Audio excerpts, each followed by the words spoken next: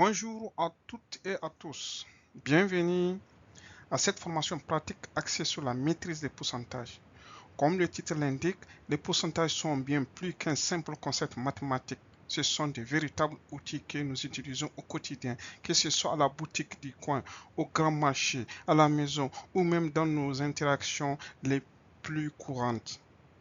L'objectif de cette session est de démystifier les pourcentages et de vous donner les clés pour les comprendre et les calculer sans effort, afin de les appliquer concrètement dans votre vie de tous les jours. Regardez cette image du marché africain. Les pourcentages sont partout, dans les remises, les bénéfices, les répartitions. Prêt à démarrer ce voyage? Allons!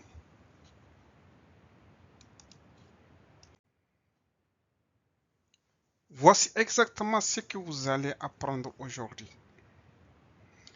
Chaque objet correspondant à une compétence pratique que vous pourrez utiliser immédiatement. Prenez l'exemple de 15% de 1000 francs.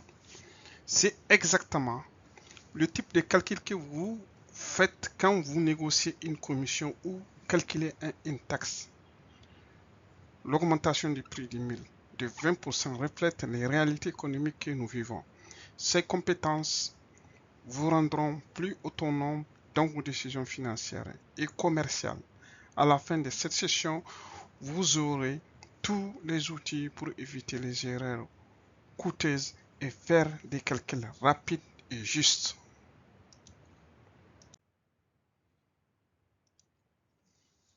Commençons par le commencement. Le pourcentage, c'est littéralement pourcent, comme si vous divisez quelque chose en 100 parts égales. Imaginez un sac de 1000 noix de karité. 25% représente exactement 25 noix.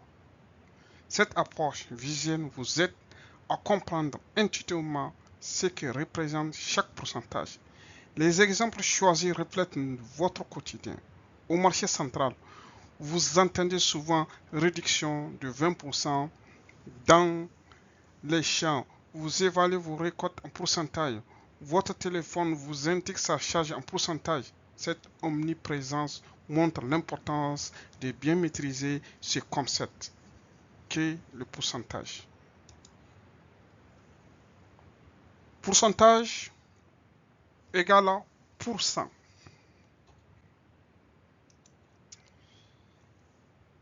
« 25% égale à 25% égale à 25 divisé par 100 est égal à 0,25.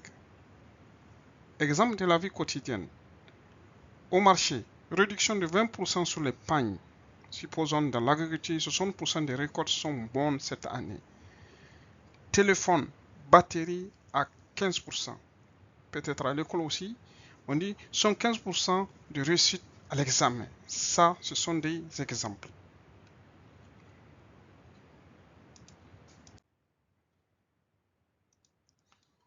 Comment calculer un pourcentage? Voici le cœur technique de notre formation. Je vous présente 3 méthodes pour le même calcul, car nous n'apprenons pas tous de la même façon. La méthode par fraction est la plus rigoureuse. Mathématiquement, la méthode décimale est souvent la plus rapide avec une calculatrice, mais la méthode mentale est votre meilleur allié quand vous n'avez pas de calculatrice au marché. L'analogie du sac de 1000 n'est pas anodine. Elle vous permet de visualiser concrètement ce que représente un pourcentage. Reprenez bien cette image. Elle vous servira pour tous vos calculs futurs.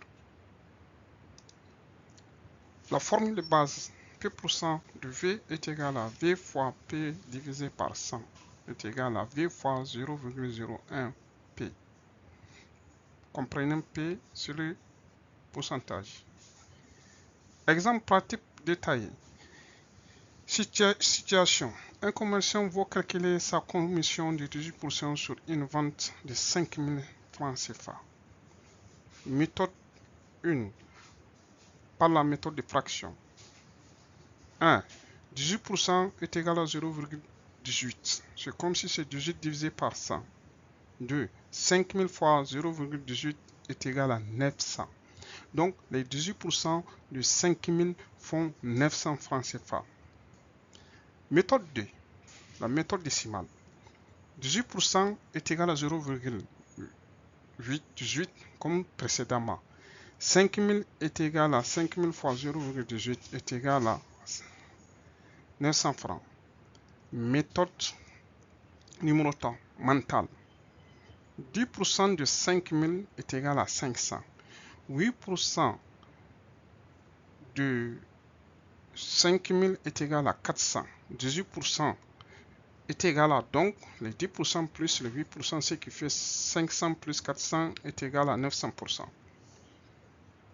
Imaginez un sac de 1000 de 5 kg. 18% correspond à prendre 18 kg de ce sac. Si votre sac fait 500 kg, vous prenez 18 fois plus, soit 900 kg. Comment appliquer un pourcentage? Maintenant que vous savez calculer un pourcentage, voyons comment l'appliquer dans les situations d'augmentation ou de diminution. C'est ici que beaucoup font des erreurs. La clé est de comprendre que vous multipliez par un coefficient, plus de 1 pour une augmentation, moins de 1 pour une diminution. L'exemple du téléphone à 115 000 francs CFA avec 12% de remise est très concret.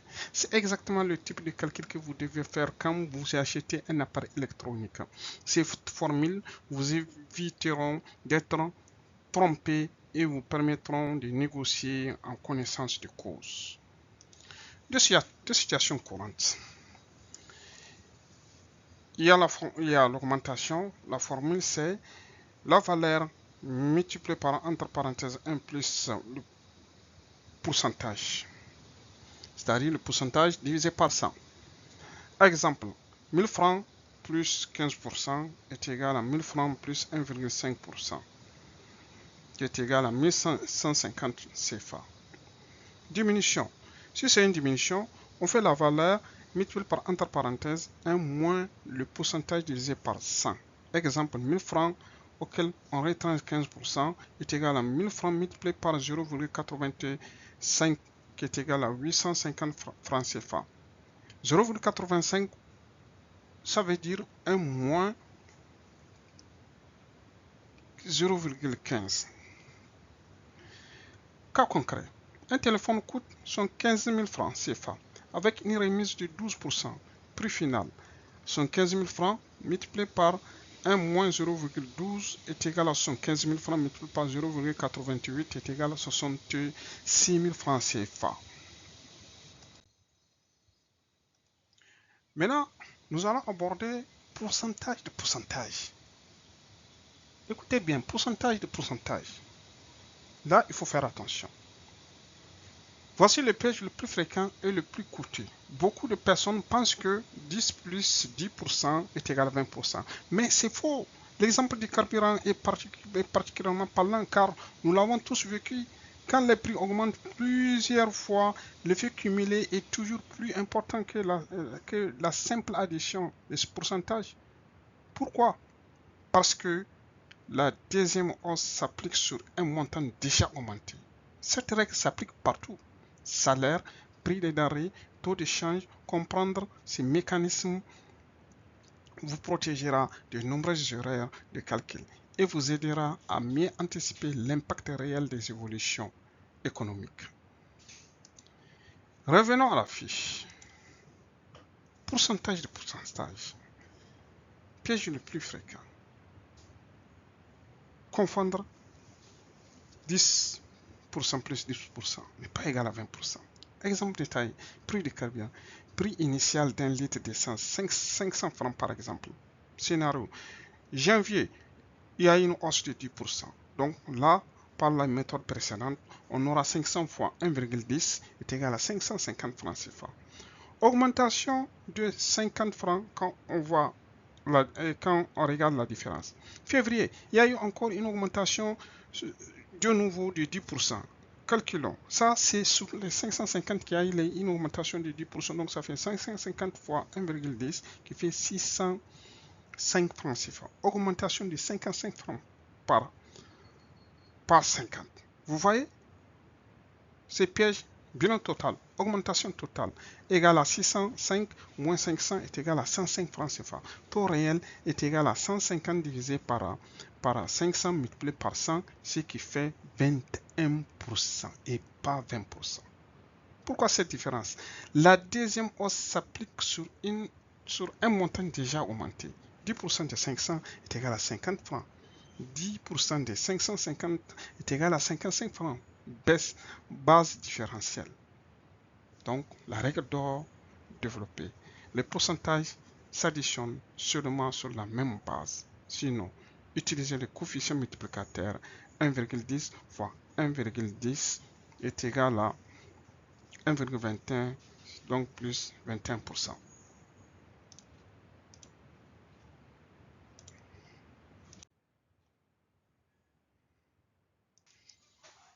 Tout à l'heure, nous avons vu le taux d'évolution de l'essence de janvier à février. Maintenant, on va rentrer dans les vrais calculs de ce taux d'évolution. Cette compétence est cruciale pour analyser les changements dans le temps, que ce soit pour suivre l'évolution de vos revenus, de vos stocks ou des prix du marché. Vous devez savoir calculer et interpréter les taux d'évolution. L'exemple agricole du mil est volontairement choisi. C'est une réalité que vous vivez de nombreux villages au Niger. Une hausse de 30% de production, c'est excellent, mais vous devez savoir quantifier ces évolutions pour prendre de bonnes décisions. Augmenter les surfaces cultivées, investir dans du meilleur entrant ou ajouter vos prix de vente. Taux d'évolution positif, augmentation. Taux d'évolution négatif, diminution. Donc, il ne faut pas que le vocabulaire aussi vous trompe. Taux d'évolution est égal à taux de variation est égal aussi variation relative. Taux d'évolution ou bien pourcentage d'évolution, pourcentage de variation. Quel qu'en soit le terme que vous utilisez, c'est le même. Nous allons voir concrètement comment le calculer. Le taux d'évolution n'est rien d'autre que la valeur finale moins la valeur initiale divisé par la valeur initiale. Exemple, comme nous sommes des agriculteurs, exemple de l'agriculture. Production de mil dans un village. En 2023, 55 tonnes. En 2025, 650 tonnes. Nous allons calculer le taux d'évolution. Ça fait, on l'avait dit, la valeur finale qui est 650 en 2024 moins la valeur initiale qui était en 2023 500 tonnes divisé par la valeur initiale qui est 500 tonnes multiplié par 100, ce qui nous fait 30%. Comment interpréter cela? On peut dire que c'est une hausse de 30%.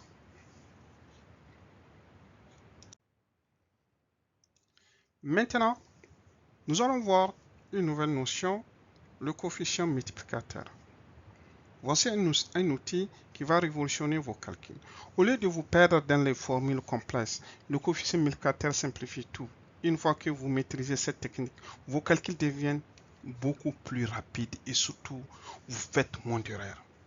C'est particulièrement utile dans le commerce. Vous pourrez rapidement calculer vos prix après remise, vos marges après hausse des coûts ou l'impact de fluctuations multiples. Cette méthode vous fera gagner un temps précieux et renforcer votre confiance dans vos calculs. Quand on avance dans le temps, quand on cherche à calculer la valeur finale, on multiplie la valeur initiale par le coefficient multiplicateur. Tout à l'heure, on a vu comment calculer les taux d'évolution. Quand on remonte dans le temps, quand on cherche à calculer la valeur initiale, on divise la valeur finale par le coefficient multiplicateur. Nous allons voir des exemples concrets. Augmentation. Augmenter une quantité de T% revient à la multiplier par 1 plus T sur 100. On a vu cela dans l'augmentation de l'essence, du carburant. Une diminution, c'est une quantité de T% revient à multiplier par 1 moins T sur 100. Donc, les termes 1 plus T sur 100 et 1 moins T sur 100 sont appelés des coefficients multiplicateurs. Un outil puissant. Ah oui. Nous allons voir les cas.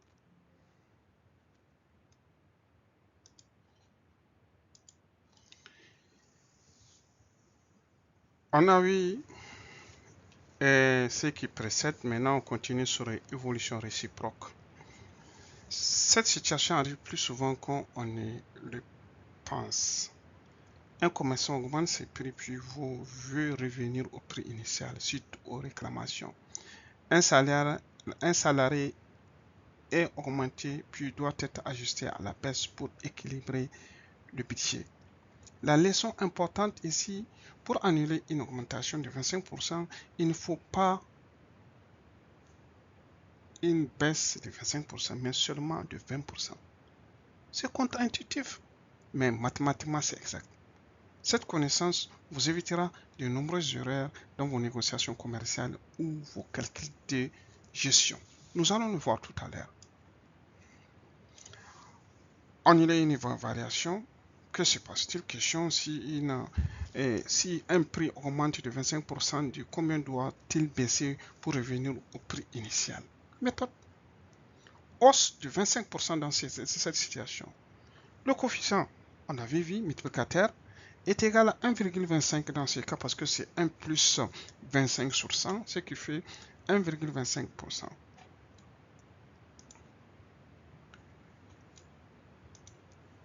Le voilà.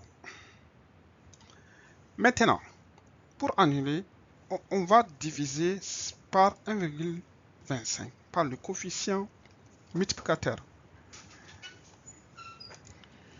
Donc, je le disais, pour annuler, on divise par le coefficient directeur qui est 1,25. Donc, 1 divisé par 1,25, ça fait 0,80. Le coefficient 0,80 est égal à une baisse de 20%. Et voilà ce qu'on vient de dire, on vient de le montrer. Important, pour annuler à plus 25%, il faut moins 20%, pas moins 25%.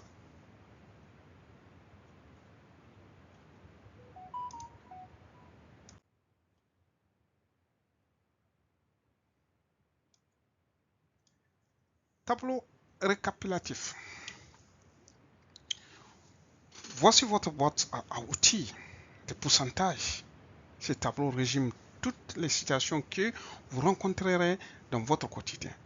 Gardez-les à portée de main. C'est votre référence rapide. Chaque formule correspond à un cas d'usage concret que vous et nous avons étudié ensemble. L'avantage de ce récapitulatif, c'est qu'il vous évite de réfléchir à chaque fois à la méthode à utiliser. Vous identifiez votre situation, vous appliquez la bonne formule avec un peu de pratique. Ces formules deviennent automatiques. Regardons voir comment on dit.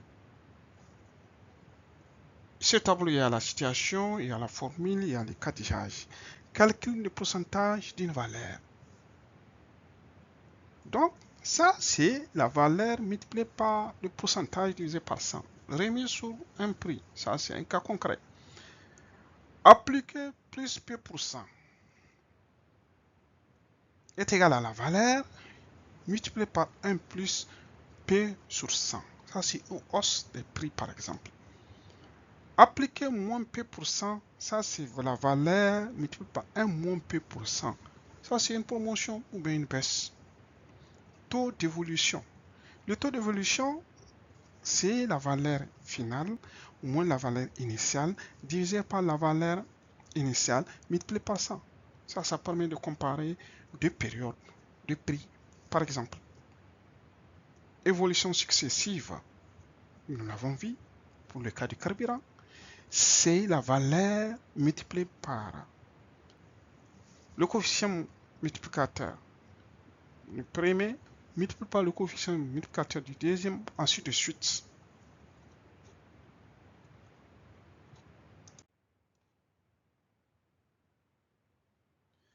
Exercice pratique. Testez vos connaissances. Là, nous allons vous laisser le temps de résoudre ce problème. Maintenant, c'est à vous de jouer. Ces 5 exercices couvrent toutes les situations que nous avons étudiées. Ils sont volontairement ancrés dans votre réalité. Agriculture, commerce, démographie, transport. N'hésitez pas à discuter vos méthodes avec vos voisins. Souvent, il y a plusieurs chemins pour arriver au bon résultat. Comme on l'a dit, il y a plusieurs chemins pour aller à Rome. L'exercice 5 sur le texte moto est particulièrement intuitif. Il montre que même les professionnels peuvent se tromper sur l'impact réel de leur ajustement des prix. Ces exercices renforcent votre compréhension et votre confiance. Merci, à vos marques. Mais il faut faire des applications concrètes. Cette diapositive vous montre l'universalité des pourcentages dans tous les secteurs d'activité. Quel que soit votre métier ou votre domaine d'intérêt, vous utilisez des pourcentages. En agriculture, c'est pour évaluer les rendements et les pertes. En commerce, c'est pour calculer les marges, les remises. En éducation, c'est pour analyser les bonnes pratiques. Conseils et pièges à éviter. L'expérience montre que certaines erreurs reviennent constamment. Cette diapositive vous donne les clés pour les éviter. La règle d'or, toujours vérifier sur quelle base vous calculez votre pourcentage. Les coefficients multiplicateurs sont des meilleurs alliés pour éviter les confusions. Et n'oubliez jamais de faire un test de cohérence. Si vous calculez une remise de 30% et que vous trouvez un prix final plus élevé que le prix initial, c'est qu'il y a un problème. Ces réflexions de vérification vous éviteront de nombreuses erreurs coûteuses. Bonne pratique. Toujours vérifier la base de calcul. Utilisez le coefficient multiplicateur. Dessinez un schéma si nécessaire. Le gérant à éviter. Attention à ne pas additionner des pourcentages de bases différentes. Confondre évolution et évolution réciproque ou oublier de convertir les pourcentages en décimaux. Donc, nous arrivons à la fin. Les pourcentages sont partout dans la vie quotidienne. Maîtrisez les formules simplifiées de nombreux calculs. Félicitations, vous venez d'acquérir une compétence qui vous sera utile toute votre vie. Les pourcentages ne sont plus qu'un mystère pour vous, mais un outil pratique et maîtrisé. Reprenez les 4 points clés. Omniprésence, maîtrise des formules, vigilance face aux pièges et pratique régulière. Cette dernière recommandation est cruciale. La pratique régulière. Pratiquez régulièrement. Comme toute compétence, les pourcentages demandent de l'entraînement pour devenir automatique. Utilisez chaque occasion du quotidien pour vous exercer au marché, en lisant les journaux, en gérant votre budget.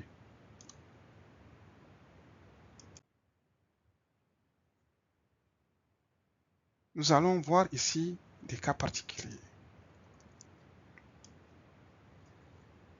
que je peux appeler, si vous voulez, des techniques qui vont vous faire gagner un temps précieux. Ces raccourcis de calcul mental sont particulièrement utiles quand vous n'avez pas de calculatrice.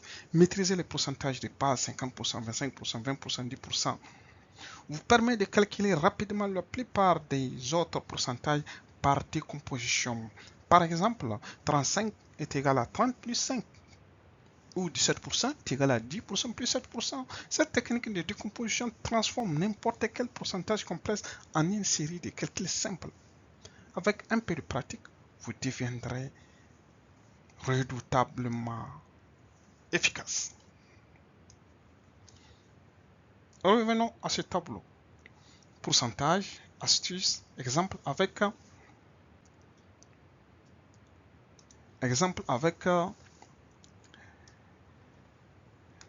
800 francs CFA. 50%, c'est comme si on divisait par 2. Donc ça fait 800 divisé par 2, ça fait 400. 25%, c'est comme si divisé par 4. Donc ça revient à 200. 20%, c'est comme si divisé par 5. Donc ça fait 800 divisé par 5, 160. 10%, c'est comme si c'est divisé par 10. Donc ça fait 80%. 5%, c'est comme si c'est divisé par 2. Donc ça fait 800 divisé par 2. C'est comme si c'est 10% divisé par 2. Donc ça fait 80 divisé par 2, 40. Ici, je vais préciser parce que je viens de faire une petite erreur de prononciation. En réalité, 5%, c'est en réalité 10% divisé par 2. Donc c'est 80 divisé par 2. Ça fait 40. Les 15%, c'est 10% plus 5%, ça fait 40 plus 80%, ce qui fait 120%. Pour calculer par exemple, si on prend cette situation qui est là,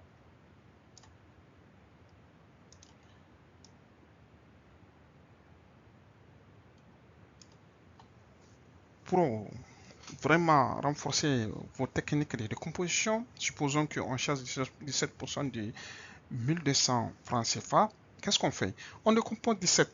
17 égale à 7 plus 10. On calcule pour 10% de 1200. En réalité, c'est comme on l'avait dit quand on regarde le tableau qui est là, c'est divisé par 10. Donc ça fait 120.